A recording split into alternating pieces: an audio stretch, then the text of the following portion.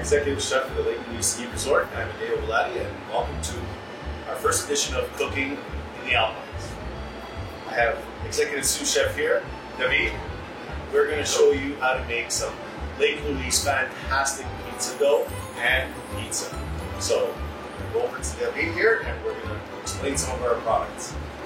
So, recapping, you're going to need 5 cups of flour, you're going to need some active dry yeast, you're going to need a little bit of sugar, a little bit of salt, a little bit of extra virgin olive oil. You'll need a nice can of plum tomatoes, preferably Italian. And then we'll need some mozzarella, mushrooms, green peppers, and pepperoni. And what we've done here at Lake Louise is that we've put together an ingredient kit, which you can purchase for $15 and which will make you 4 wonderful pizzas. So David's going to put together all the ingredients on how to make this wonderful pizza dough. As you can see over there to the far left, we have Neapolitan pizza flour, which is double O. Double O meaning it's ground very fine and it's low in gluten, which gives you a beautiful elastic style of pizza. So it's easier to spread once it's rised. We also have some wonderful California tomatoes grown by a company called Stanistalis, which are Italian tomatoes, which make wonderful sweet taste for the pizza sauce. So what we're going to do first is we're going to activate the yeast with the water. Our water is at room temperature. This helps the yeast to react much better. It usually takes about a good half hour once we start to have the reaction get to where we have to get.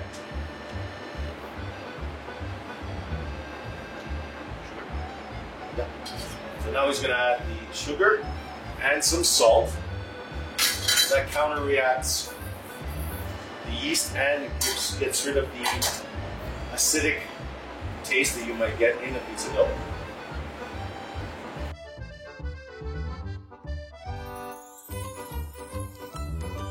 So now that it's been a half hour, the yeast has reacted, we're going to put the mixture into the pizza bowl with 5 cups of flour,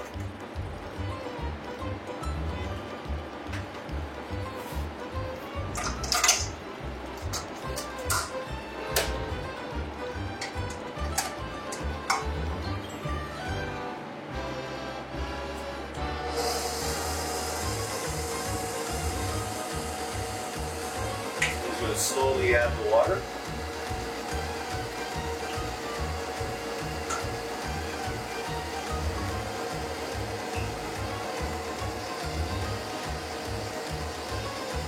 Now you can do this by hand, which was the traditional way, but it's much more labor intensive, so if you have a KitchenAid, it is an option.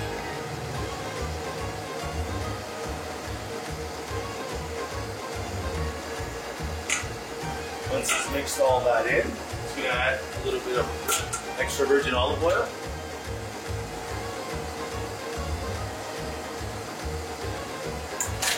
Now the key to the dough is allowing it to knead for at least 6 to 8 minutes to get the best result.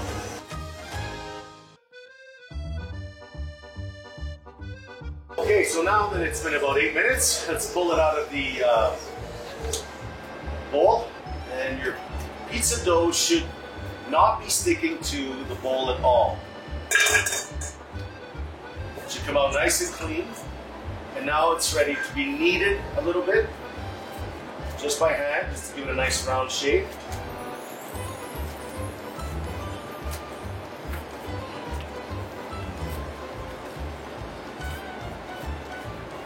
Beautiful. Now what we're going to do is we're going to cover it with a little cloth, with some water, and we're going to let it rise for about an hour and a half.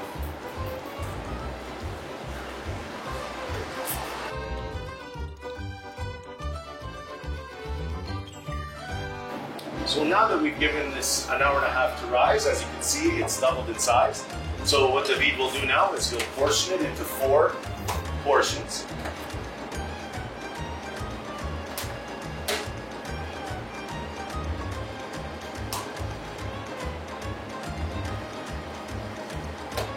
Now, he's going to just make them into round balls, and this pizza dough will rest overnight. To get a very good pizza dough, you need to let it rest at least 24 hours.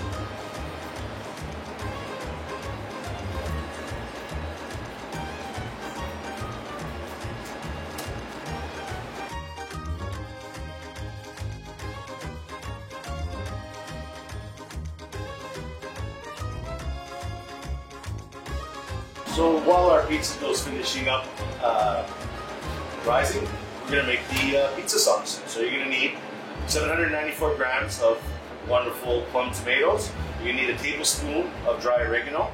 You're going to need a teaspoon of salt and a teaspoon of sugar. If you don't have a hand blender, you can blend this with a stick blender or a regular blender. Any kind of blender will do. And we're just going to blend all this together.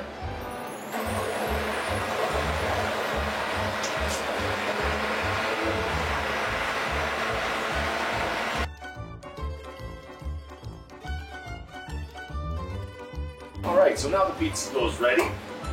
What David's going to do is grab one of these wonderful doughs that have sat for 24 hours, and he's going to create a beautiful 16-inch pizza.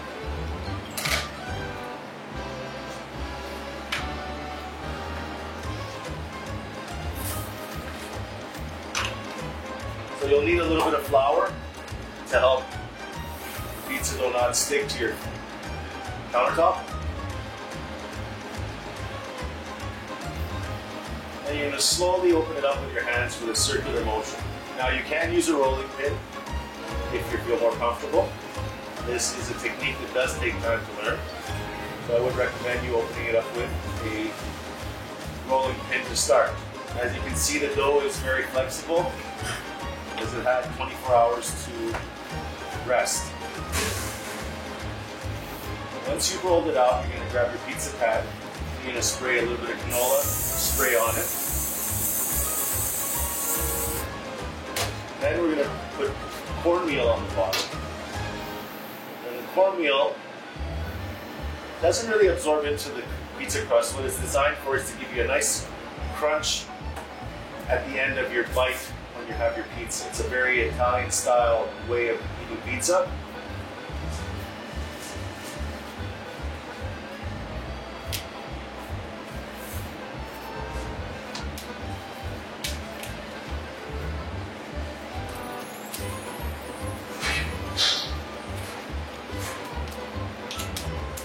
Now in this segment, we're making a combination pizza, which is well known for pepperoni, mushroom, and green pepper. If you're from Quebec, it would be called a deluxe.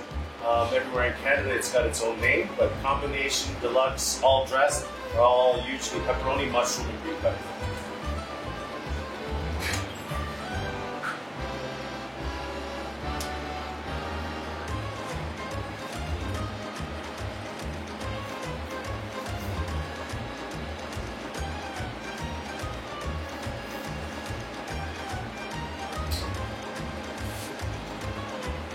And now he's going to dress the pepperoni, mushrooms, and the green peppers. Now, the great debate is, do we put our toppings on the bottom or do we put our toppings on the top? That is a personal preference. I like to put the toppings underneath the cheese. But if you like to have your pepperoni or your mushrooms or your green peppers on top, there's nothing wrong with that either.